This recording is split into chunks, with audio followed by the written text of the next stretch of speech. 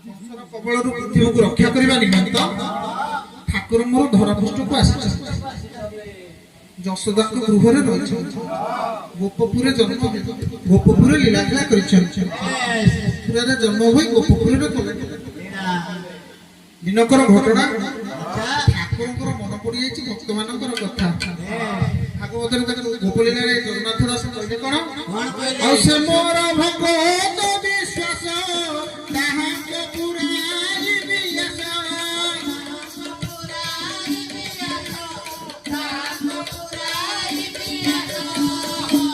ମନେ ପଡିଯାଇଛି ତ୍ରେତୟା ଯୁଗ କଥା। ତ୍ରେତାରେ ଋଷିମାନଙ୍କୁ ଦେଇଛି ଦ୍ୱାପର ଯୁଗରେ ତାଙ୍କ ସହିତ ଲୀଳାଖେଳା କରିବ।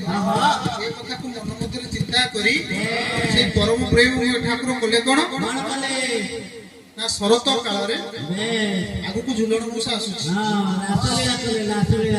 ଶରତ କାଳରେ କଦମ୍ବ ମୂଳରେ ଯମୁନା କୂଳରେ ବଂଶୀଟିକୁ ଫୁଙ୍କିଲେ। ବଂଶୀଟିକୁ ବାଜିଲା।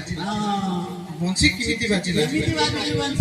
ବଂଶୀ ବାଜିଲା ରେ ବୃନ୍ଦାବନରେ ଗୋପୀ